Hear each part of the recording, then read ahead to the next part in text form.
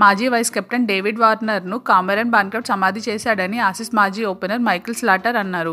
బుధవారం మెల్బోర్న్ వేదికగా భారత్ ఆస్ట్రేలియా జట్ల మధ్య మూడో టెస్ట్ మ్యాచ్ ప్రారంభమైన సంగతి తెలిసిందే. అదే రోజున బాల్ ట్యాంపరింగ్పై ఆసీస్ మాజీ క్రికెటర్ గిల్క్రిస్ట్కు బాన్క్రాఫ్ట్, స్టీవ్ స్మిత్లు ఇంటర్వ్యూలు ఇచ్చారు.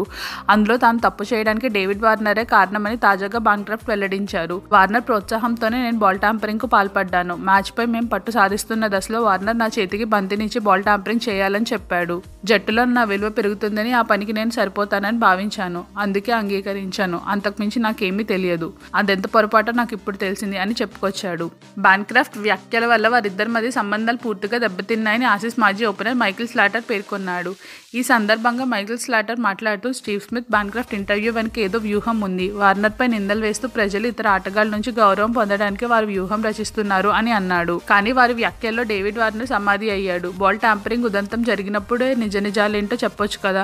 ఇప్పుడు వెనక్కి వెళ్లి భిన్నంగా చెప్పడం వల్ల ఉపయోగం లేదు. వారందరూ కలిసి ట్యాంపరింగ్ చేశానని అప్పట్లో ఒప్పుకున్నారు కదా అని మైకేల్ స్లాటర్ పేర్కొన్నాడు. మరోవైపు గిల్క్రిస్ట్కు ఇచ్చిన ఇంటర్వ్యూలో బాన్క్రాఫ్ట్, స్టీవ్ స్మిత్ తమకేం పాపం తెలియదన్నట్లు మాట్లాడిన సంగతి తెలిసిందే. ఇలాంటి మరిన్ని అప్డేట్స్ కోసం మన ఛానల్ను సబ్స్క్రైబ్ చేయండి.